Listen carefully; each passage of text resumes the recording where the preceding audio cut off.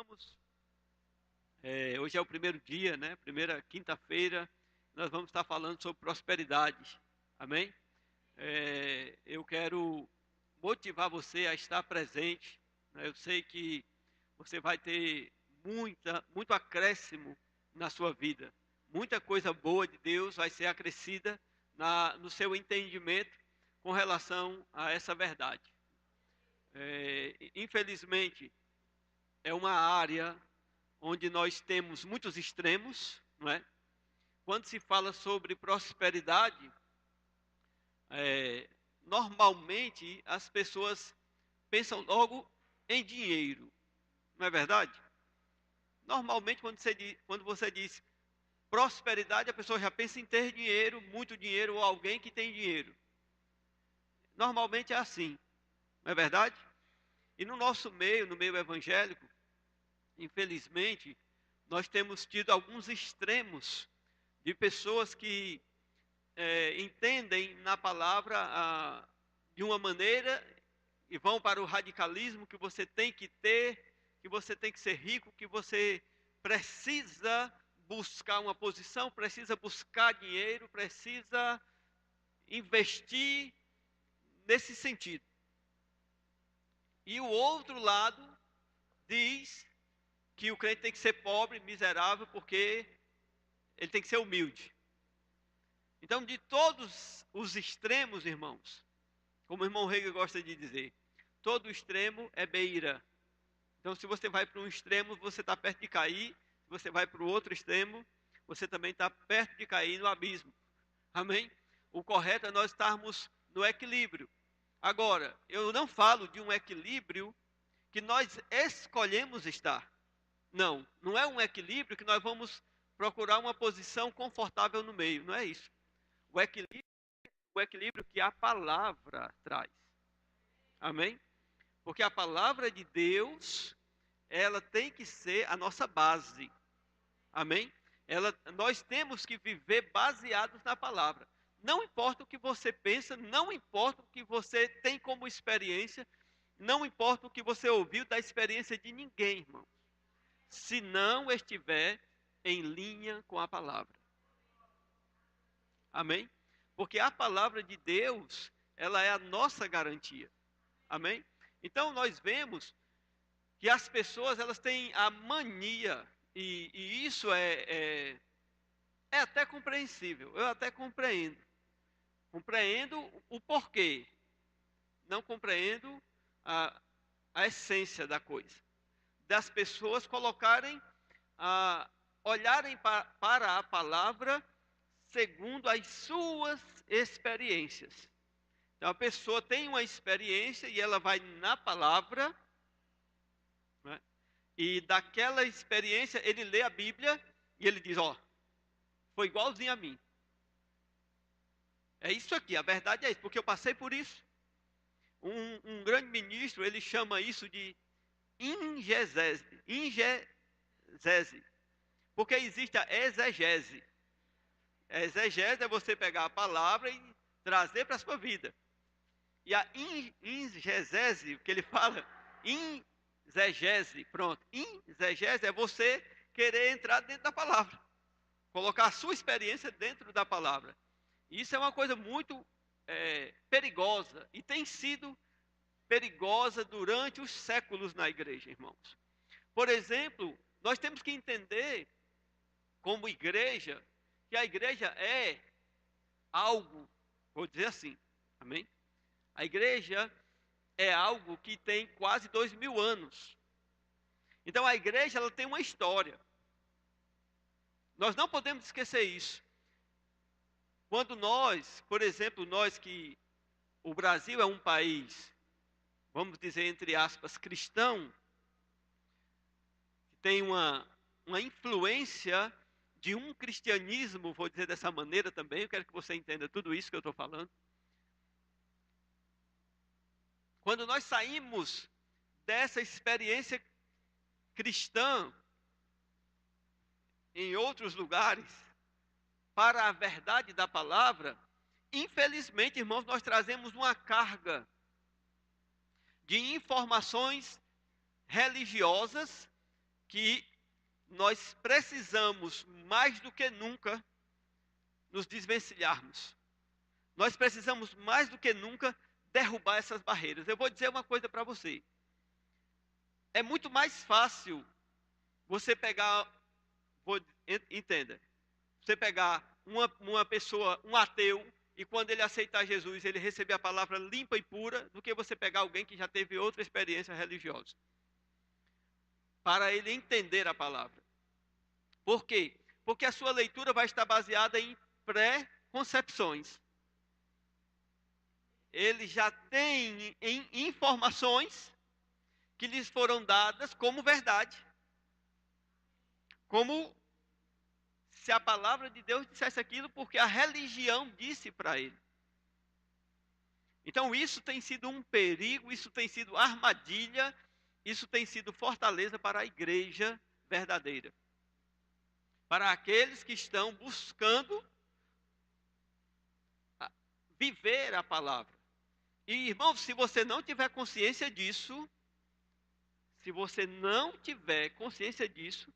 você vai perder o melhor de Deus. Principalmente se você foi muito infiltrado, vou dizer assim, muito inserido dentro de um contexto religioso.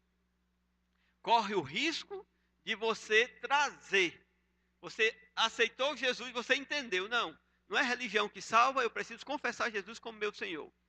E você confessa, passa a frequentar, não é, um lugar onde a palavra de Deus é pregada com maior revelação, com um nível maior de revelação, mas você tem fortalezas na sua mente, concepções da experiência antiga, e se você não cuidar, você vai ficar com aquilo prejudicando a sua vida espiritual. Como eu estava falando, o Brasil, ele foi colonizado por um país católico apostólico romano, que era Portugal, não é?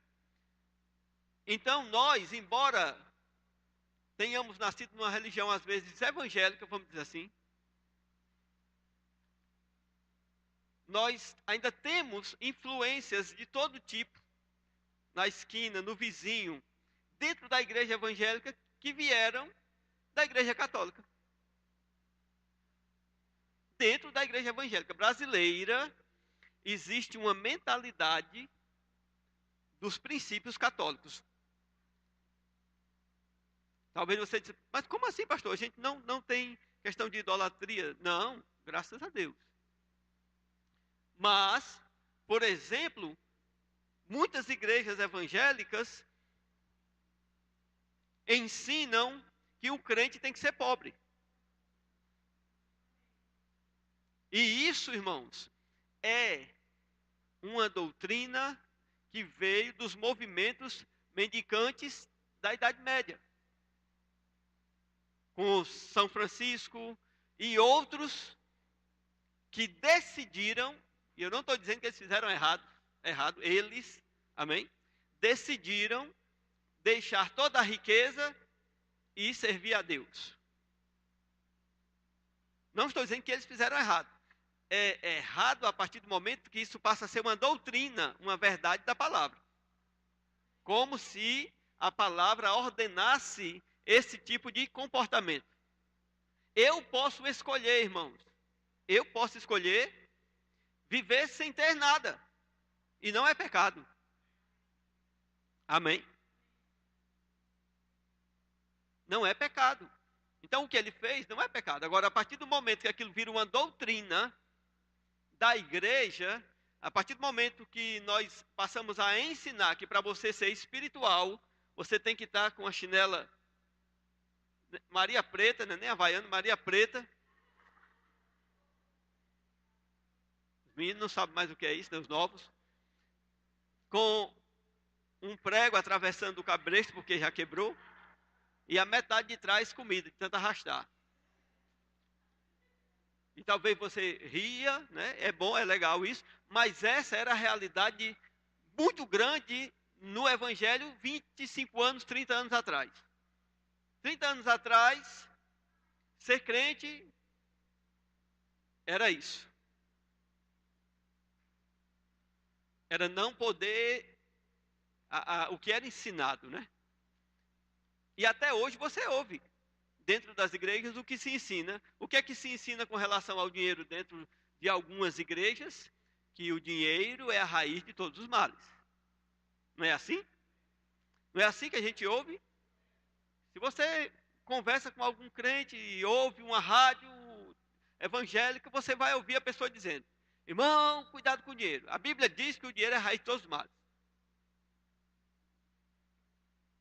Um dia eu conversando com um irmão, e eu já tive várias experiências desse modo, mas passei por essa também, dessa passagem bíblica. E o irmão dizendo: pois é, irmão Rubênio, por isso que a Bíblia diz que o dinheiro é a raiz de todos os males. Eu disse: a Bíblia não fala isso. Ele disse: diz sim, está escrito que o dinheiro é a raiz de todos os males. Eu disse: a Bíblia não fala dessa maneira. Aí ele disse: pois vamos olhar. Nós abrimos lá, se você quiser olhar, é 1 Timóteo 6,10, se não me falha a memória. E ele diz, se não me falha a memória é isso: o amor ao dinheiro é a raiz de todos os males. O amor do dinheiro é a raiz de todos os males. Amém? Então aí muda o foco, não é? Não é o dinheiro que é a raiz de todos os males, é o amor ao dinheiro. Amém? A raiz do mal é você amar ao dinheiro. Mas o que isso causa quando nós falamos o dinheiro é a raiz de todos os males? O dinheiro fica sendo uma coisa ruim. E o dinheiro, irmãos, ele não é uma coisa ruim. O dinheiro é um terrível, péssimo senhor. Mas ele é um excelente servo. Amém? O dinheiro não pode ser o teu senhor. Mas ele tem que ser o seu escravo. O seu servo. Então, essa mentalidade que é passada a nós, infelizmente, graças a Deus, né? Eu ia dizer uma coisa, vou dizer outra. Graças a Deus, que tem caído por terra, não é? Graças a Deus isso tem caído por terra. Mas isso é uma influência na nossa vida. Infelizmente, irmãos, nós somos muito influenciados no Brasil pelo espírito da miséria. Um espírito de miséria que diz que o espírito de miséria, irmãos, ele tem é um daqueles espíritos que mora nas colunas da igreja, viu? É. Você sabia disso? Você sabia que tem espíritos que são frequentadores de igreja, espíritos malignos, que visitam as igrejas, eles são frequentadores, eles estão mais nas igrejas do que os crentes.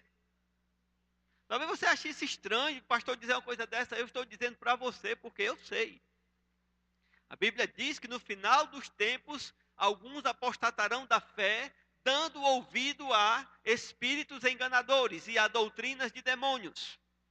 Isso está em 1 Timóteo capítulo 4, versículo 1.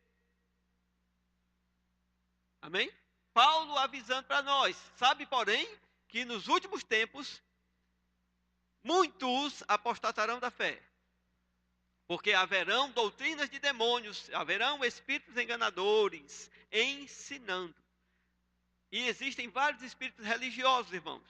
E eu já disse aqui, vou repetir para você ficar bem esperto com isso. Pior demônio que existe é o espírito religioso. Porque a pessoa pensa que está fazendo tudo para Deus, e quando for naquele dia não está fazendo nada. E Jesus falou sobre isso. Alguns disseram: Senhor, nós profetizamos em teu nome, nós curamos no teu nome, nós expulsamos demônios no teu nome. Ele disse: no meu nome? Eu nem conheço vocês. Apartai-vos de mim. Amém? Aleluia. Isso é salvação, isso é prosperidade.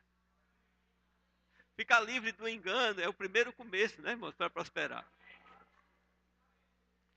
Então, nós precisamos entender isso. Existem influências, irmãos, querendo nos tirar da melhor posição, do melhor de Deus. O diabo, ele, quando perde, né, você, ele perde que você seja escravo dele, no sentido de você nasceu de novo.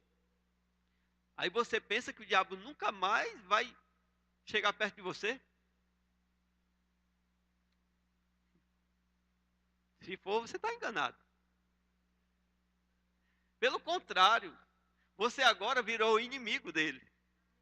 Ora, se ele queria te destruir quando você era escravo dele, agora você imagina sendo inimigo dele. Aleluia.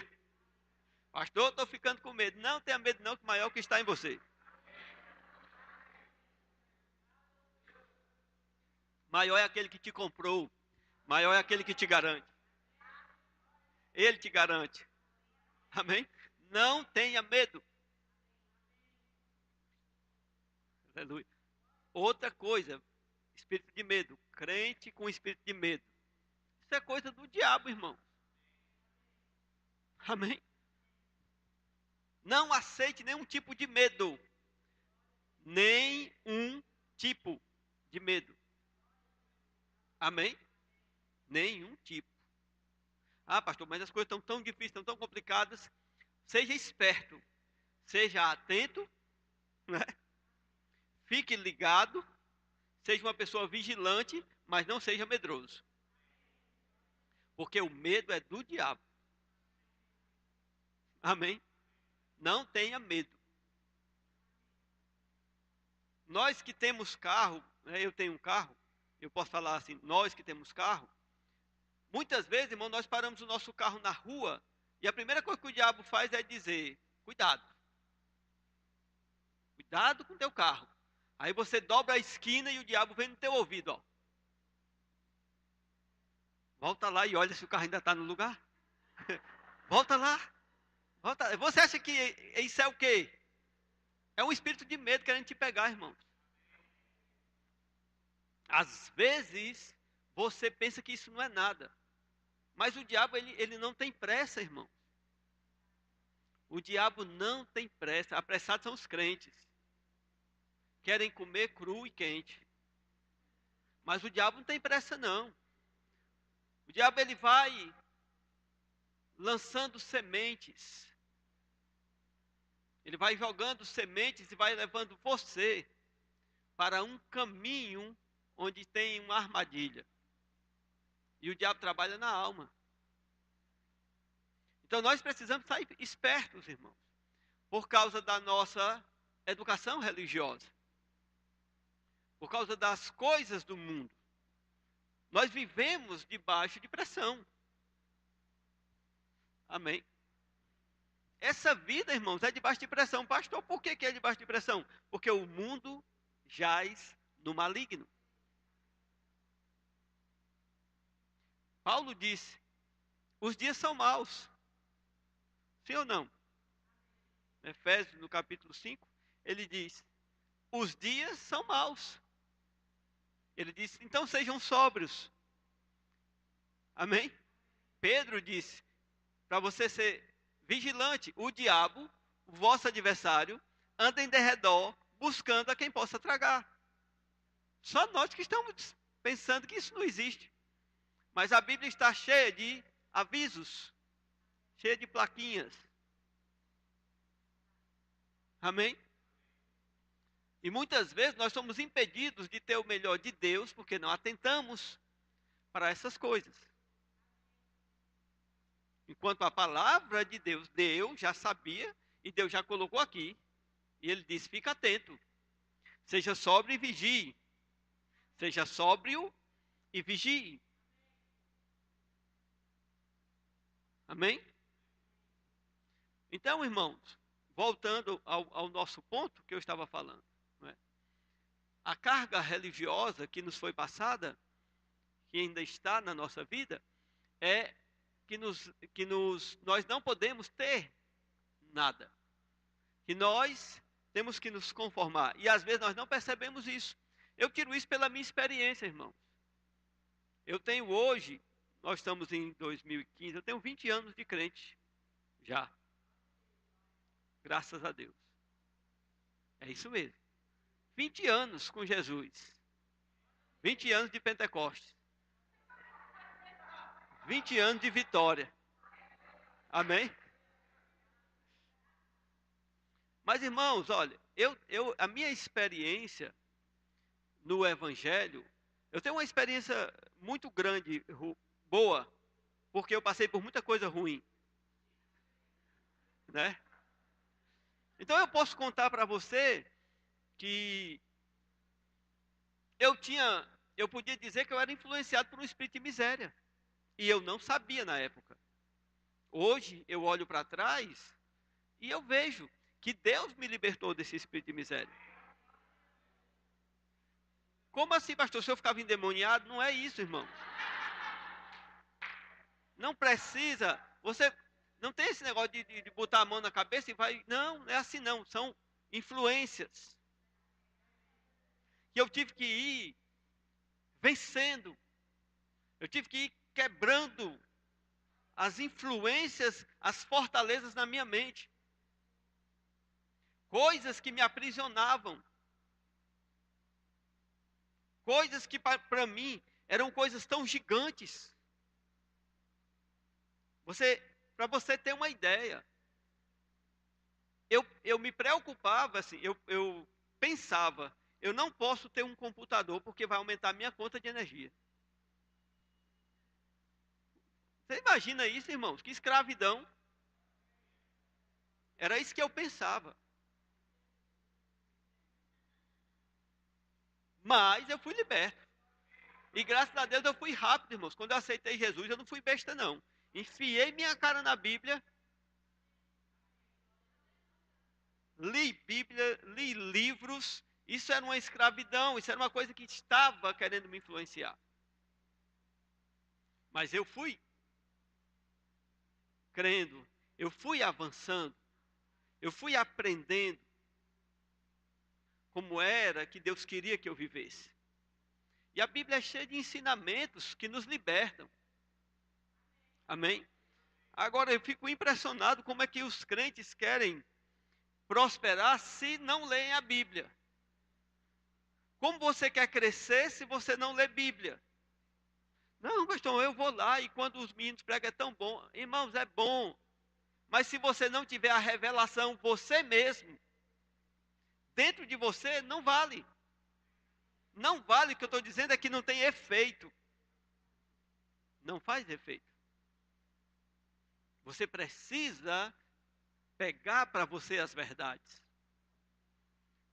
Pegar as verdades da palavra e você mesmo obter essas revelações da palavra. É a palavra. A Bíblia diz: medita de dia e de noite, para que tu faças prosperar o teu caminho. Amém? Está lá em Josué, no capítulo 1. Medita nela de dia e de noite, para que o teu caminho seja próspero, para que tenha sucesso. Amém?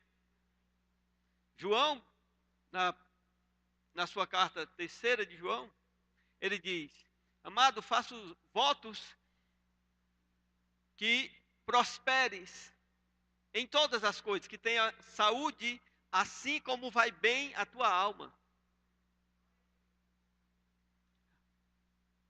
Eu vou abrir essa passagem, amém?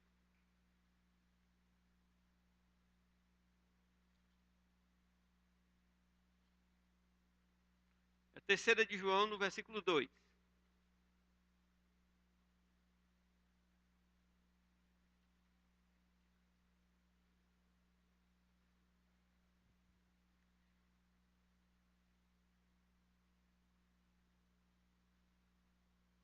Terceira de João, lá no finzinho da Bíblia. Apocalipse, Judas, 3ª de João, traz para frente.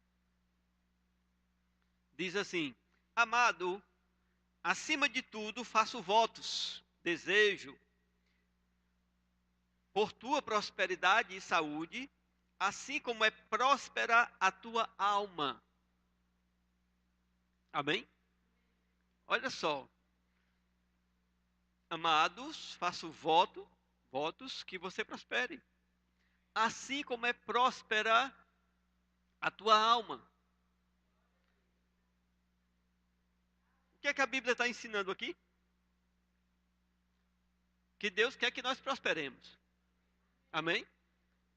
Mas ela também diz uma coisa: aonde a prosperidade começa? A Bíblia está ensinando aqui onde começa a prosperidade. Onde é? No banco? A conta cheia de dinheiro? Num bom trabalho, num bom emprego? Não? Onde é? Na alma.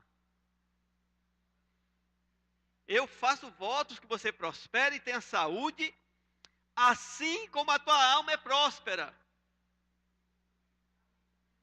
Aí eu vou fazer a pergunta, não pode escapar, né? Como está a tua alma no sentido de prosperidade? Não estou falando de dinheiro, eu estou falando prosperidade da alma. O que é uma alma próspera? O que significa alma prosperando? Ele não falou de dinheiro.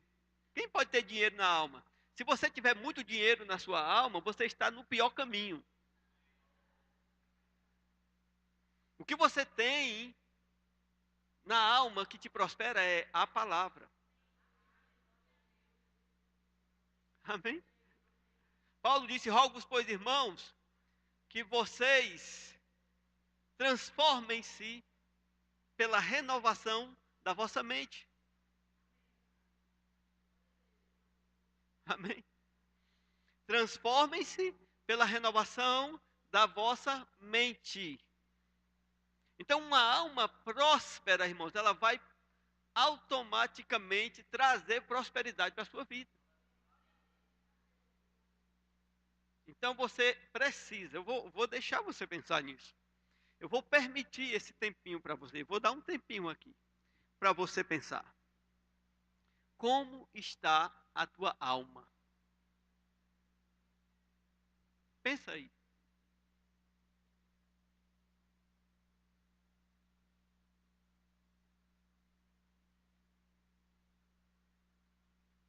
Aleluia. Amém? Como está a tua alma? Quanto da palavra está enchendo a tua alma? Quanto da revelação da palavra conduz a tua alma? Você sabe que o homem é um espírito, tem uma alma e habita num corpo. Amém? Tem um espírito, é um espírito, tem uma alma e habita no corpo.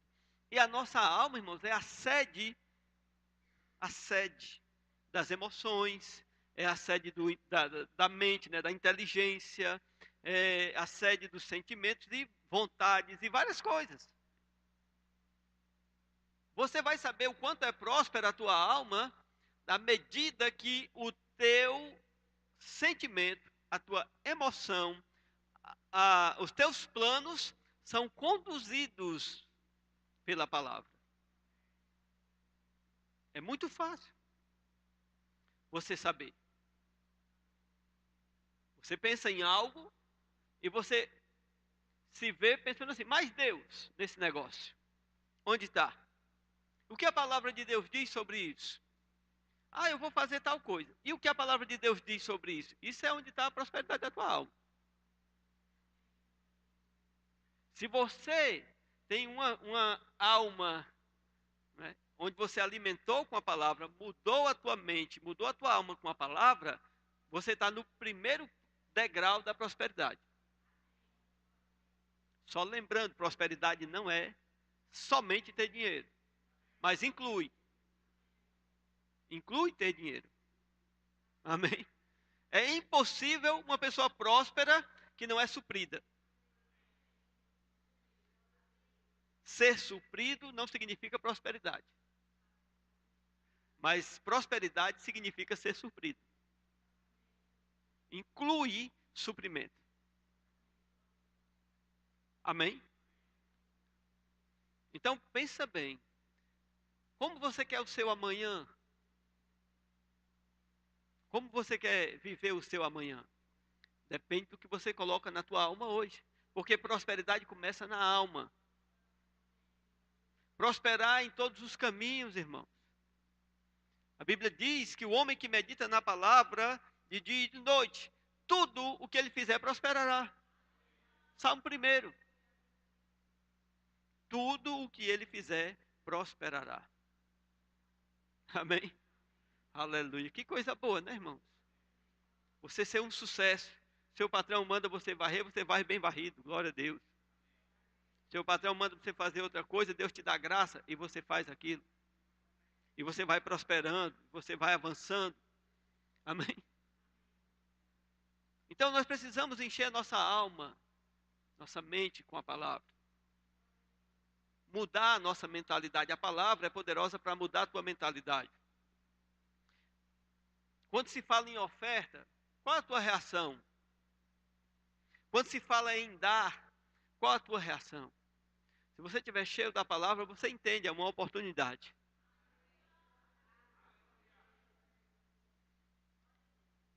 Quanto do seu tempo, quanto do seu dinheiro é investido na obra de Deus?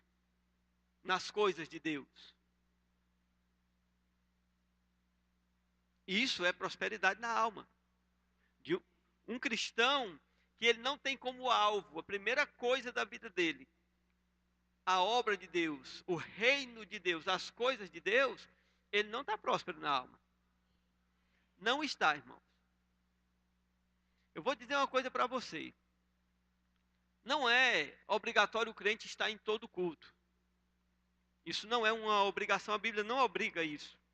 Amém? Mas um crente próspero, ele quer estar nos cultos. Estou falando de prosperidade na alma.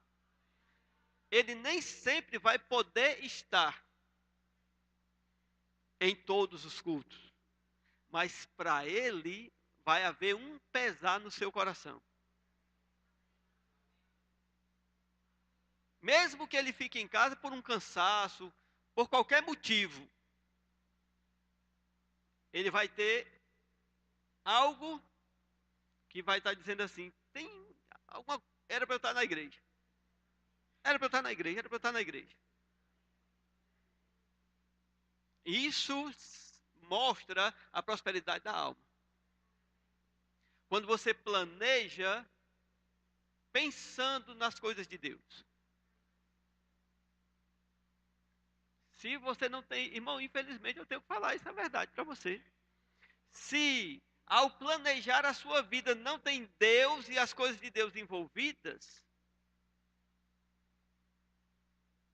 você não é próspero na alma.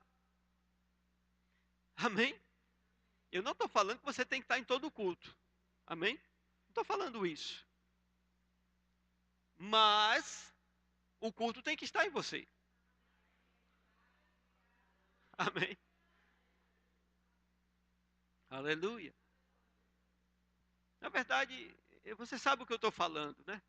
Aquela consciência da presença de Deus, de estar em comunhão, de estar no momento com os irmãos, esse tipo de coisa que o crente tem dentro dele. Não é? Prosperidade na alma, irmãos, começa assim. Aí você pode dizer, pastor, mas precisa, a Bíblia diz assim, medita na palavra de dia e de noite. Não é? Todos os dias da tua vida meditando na palavra. É assim que a Bíblia ensina. Amém? Se você colocar a palavra dentro de você, você vai ser uma pessoa próspera. A primeira coisa que você deve aprender é isso. É transformar a tua alma. Ela, a palavra de Deus, vai trazer as verdades sobre dinheiro, sobre suprimento. Você vai ver que a Bíblia vai falar sobre pobreza, sobre miséria. O que a Bíblia diz sobre pobreza? Hoje eu estou meio gago, né? Você quer ver o que, é que a Bíblia fala sobre esse negócio aí?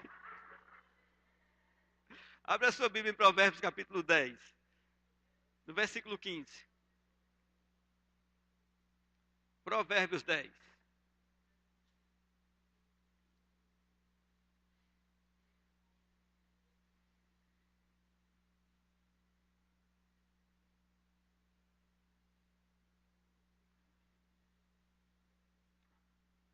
Provérbios capítulo 10, versículo 15. Vê aí o que é que diz. Os bens do rico são a sua cidade forte. A pobreza dos pobres é a sua. É a sua o quê? Ruína. Olha o que, é que a Bíblia diz sobre pobreza. Pastor, pensei que Deus tinha alguma coisa, um segredinho com o pobre. Tem, irmãos. Do mesmo jeito que ele tem com o rico, ele não faz acepção de pessoas. Mas a pobreza, a verdade é essa. A pobreza do pobre é a sua ruína, é o que a Bíblia ensina. Amém? Provérbios 6.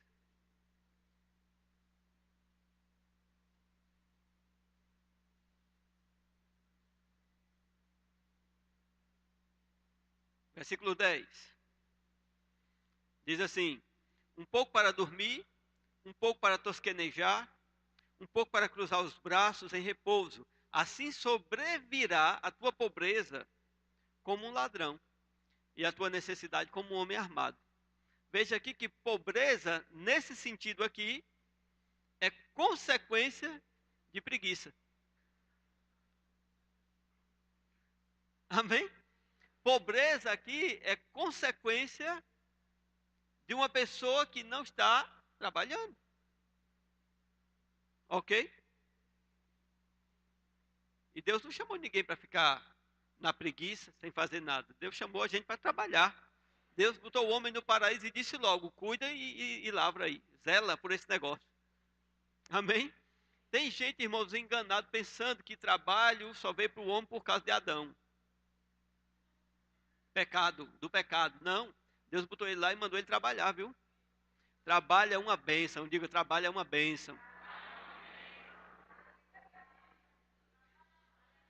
Uma mente próspera, irmão.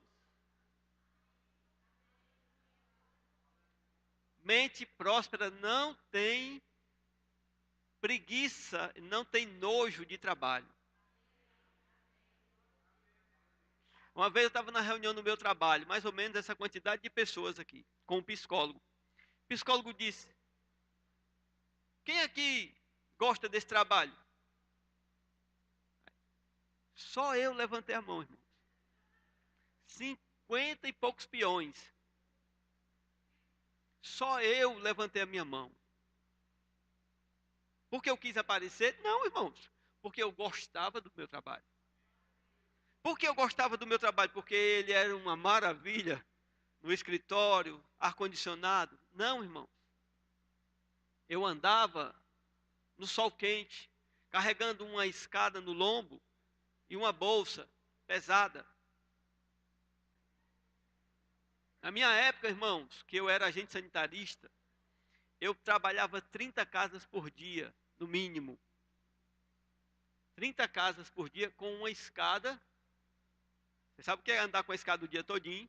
Não andava o dia todinho não, mas eu passava o dia com ela, minha companheira. Cada um de nós tinha uma. Cada agente tinha uma escada lá com o seu registrozinho bem direitinho. Se perdesse, pagava. E andava com a bolsa. Pesava 7 quilos a minha bolsa. E andava com uma escadinha. Não andava todo tempo com ela não, mas eu andava uma casa, duas casas, tinha uma caixa d'água, eu voltava, pegava a escada, levava, tratava a caixa d'água, deixava lá naquela casa, pedia, andava até chegar na outra caixa d'água, voltava, pegava a escada, levava, passava o dia todo brincando com ela, para lá e para cá. Mas eu gostava do meu trabalho. Por que que eu gostava? Porque eu aprendi a gostar. Porque, irmão, você fazer uma coisa sem você estar gostando é desgraça. Amém? Então aprende a amar o teu trabalho. Amém? Deus é poderoso para fazer, para te dar graça para você fazer esse trabalho. Amém? Deus te dá graça para você realizar. Pastor, mas você não sabe, o meu trabalho é terrível, mas Deus te dá graça para você fazer. Deus dá graça, irmão, para você amar aquilo. Até hoje eu sonho trabalhando na Sucam. Amém? Existem trabalhos pesados. Meu trabalho era muito pesado, irmão. Muitos dos meus amigos, eles tiravam licença por causa de coluna, por causa de problema do sol, pele. Muitos deles. Mas eu aprendi a amar o meu trabalho. A Bíblia diz, vai ter com a preguiça, com a formiga preguiçosa. Hoje eu estou trocando tudo, né? Vai ter com a preguiça para ver se ela, o que é que ela faz e não faça. Olhe para a preguiça e vê se você faz a mesma coisa e você não imita. Estou brincando. A Bíblia diz, vai ter com a formiga preguiçoso. Amém? Hoje eu estou meio trocando as bolas, mas você está entendendo, né? Amém, irmãos? Irmãos, eu vou dizer uma coisa para você. Uma mente próspera gosta, entende a necessidade do trabalho. Uma mente que tem a palavra de Deus, não importa o que vai fazer, irmãos, o que ele for fazer, ele vai ter que gostar. E vai orar, e Deus vai dar graça, e ele vai aprender a amar aquilo. Eu posso dizer para você, do jeito, olha, do jeito, irmãos, eu era agente sanitarista, eu andava com a escada, andava com a bolsa. Eu quero dar esse ensinamento aqui para você. Dentre os 50 peões, só eu disse que gostava do meu trabalho. Mas passou algum tempo, eu fui promovido. Agora eu era supervisor. Melhorou muito. Diminuiu o peso nas costas, mas aumentou o peso aqui. Porque eu era responsável por 10, 15 pessoas. E eu vou lhe dizer uma coisa, era um trabalho meticuloso, não podia errar nada. Eu fazia trabalho de RH, fazia trabalho de tudo. Do que você imaginar, eu fazia. Desenhar mapa, eu desenhava. Eu tinha que desenhar mapa, eu tinha que cuidar das pessoas, eu tinha que dar relatório para a Prefeitura de Fortaleza, eu tinha que fazer 1000 coisas. Tudo era comigo, naquela equipe. Eu amava ser supervisor. Mas, tinham vários supervisores que detestavam ser supervisor. Você está entendendo? Um trabalho mais leve, diferenciado, mas tinha vários que detestavam ser supervisor. Aí, irmãos, Deus me chamou para a obra e eu vim ser pastor. Amém? E eu vou te dizer uma coisa, tem vários pastores que vivem reclamando. Você está entendendo onde eu estou querendo chegar? Amém? Eu quero que você entenda o seguinte, se você é doido para ser jogador de futebol, se você chegar lá no meio deles, vai ter um monte de jogador reclamando, dizendo, eu não quero mais ser jogador. Eu digo porque conheci jogadores que diziam, eu não quero mais. É uma vida desgraçada a vida de jogador. Eu estou falando de mente próspera, irmão. Amém? Estou falando de uma alma próspera, que aprende a amar o trabalho, que Deus vai abençoar e vai dar graça para fazer. As pessoas que são prósperas na vida, elas amaram o que estavam fazendo, não importa o que faziam. Os melhores naquilo que são as pessoas que amam aquilo que fazem. Amém? Irmãos, eu jamais seria um vendedor. Eu não gosto, eu detesto ser vendedor. Eu não iria fazer. Mas tem pessoas que amam, então eles são os melhores. Então, se você não gosta do que faz duas coisas, irmãos. Ou muda a tua mente, ou então sai de onde você está e dá lugar para outro que faz bem. E que ama aquilo. Porque senão você não prospera. Você está entendendo? Você vai passar pela vida penando. Porque fazer uma coisa que não gosta não é prosperidade. Amém? Você está entendendo onde eu estou querendo chegar, irmãos? A mente próspera, ela vai amar. Ela vai se treinar para amar aquilo porque Deus dá graça. Principalmente o crente. Amém? Onde você está, você pode amar o que você está fazendo, irmão. Aprende a amar o que você está fazendo. Até que você tenha outra coisa para fazer, que Deus vai te dar, para aumentar a tua prosperidade, para te colocar num lugar melhor, para te promover, porque Deus faz isso. Mas a Bíblia diz, seja fiel no pouco, sobre o muito eu te colocarei. Como você vai ser colocado no muito se você é um murmurador por causa do pouco?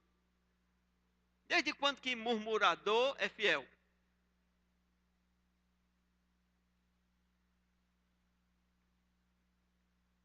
Murmuração é sinônimo de infidelidade ao patrão e a Deus.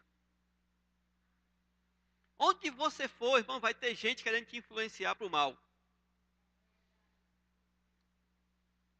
Empregados que estão insatisfeitos vai ter em todo lugar que você for. O cara passa 3 anos estudando para ser tal coisa. Quando ele chega lá, ele reclama. 5 anos estudando para ser isso. Quando ele chega lá, ele reclama. Fala mal do patrão, fala mal. Passa 1 ano desempregado.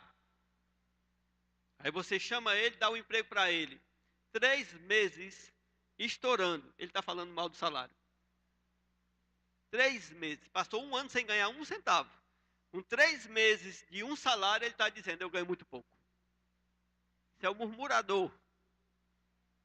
E eu estou dizendo aqui para você que faz isso. Se você faz isso, pare. Pare. Para poder você ser abençoado. Ah, pastor, não sei por que as coisas não dão certo para mim. Eu estou dizendo para você. Eu estou dizendo para você. Você para e você vai ver Deus te abençoando. Aleluia. Amém. Para de murmurar, irmão. Quer falar que é outra coisa? Vai diante de Deus. Senhor, eu não quero mais esse emprego. Pai, eu quero estar na tua igreja. Eu quero fazer isso, eu quero fazer aquilo. Eu já passei por isso, irmão. Já tive empregos que me impediam de estar na igreja. Servindo a Deus, fazendo o que eu amava fazer, estar dentro da igreja. E eu digo uma coisa para você. No tempo certo, Deus me tirou de lá. Amém? Mas era um dos melhores funcionários. 4 anos trabalhando num emprego que eu não queria mais. Porque, desculpa, arranjei o emprego e aceitei Jesus. Arranjei o emprego e aceitei Jesus. O emprego impedia eu de ir para a igreja. E eu queria estar na igreja. Então, me desgostei do emprego porque me tirava dos cultos. De algumas coisas que eu queria fazer. Dava para ir para o culto, eu ia para o culto de manhã. Na igreja que eu era. Mas eu queria trabalhar na obra. Tinha um curso lá que só era à noite. E eu trabalhava justamente à noite. Então passei vários anos orando para outra coisa na minha vida. E quando foi para eu sair, Deus falou comigo, você vai sair do emprego. Deus disse para mim, você vai sair do emprego. E eu disse para todo mundo, inclusive disse para a Mona Lisa. Eu disse, Deus falou comigo que eu vou sair do emprego. Foi mesmo? Foi. Amém. Estava grávida do Gabriel, na época. Grávida.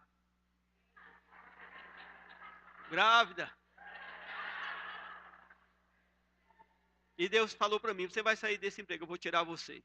Eu fiquei morrendo de medo, que a mulher está grávida, e agora, Senhor, e agora como é que vai ser? Fiquei, não, irmão.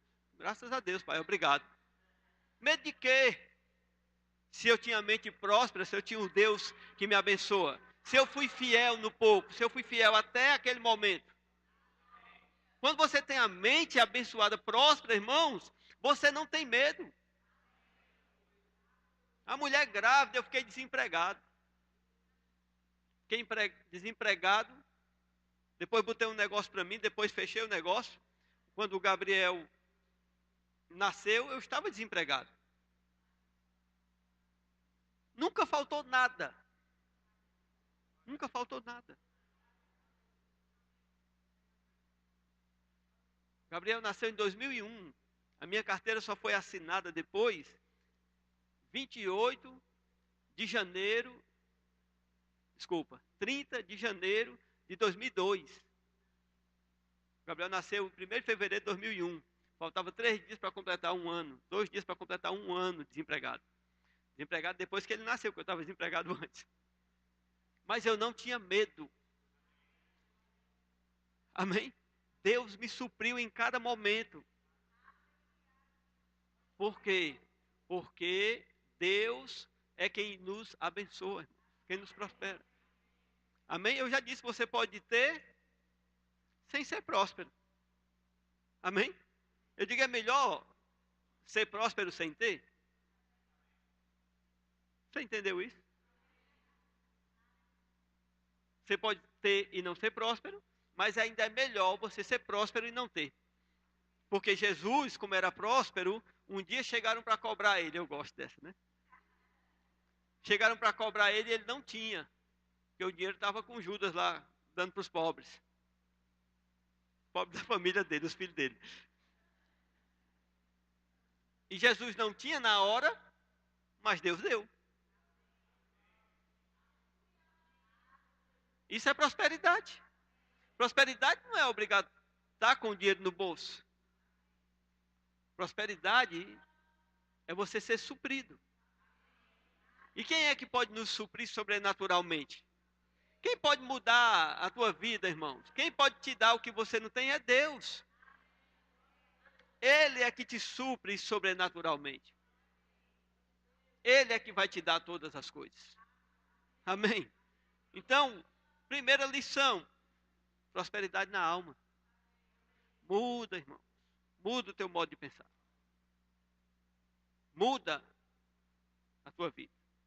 Eu estava falando sobre o que a Bíblia diz sobre pobreza. Eu parei, mas eu creio que você foi abençoado, né? Amém? Glória a Deus.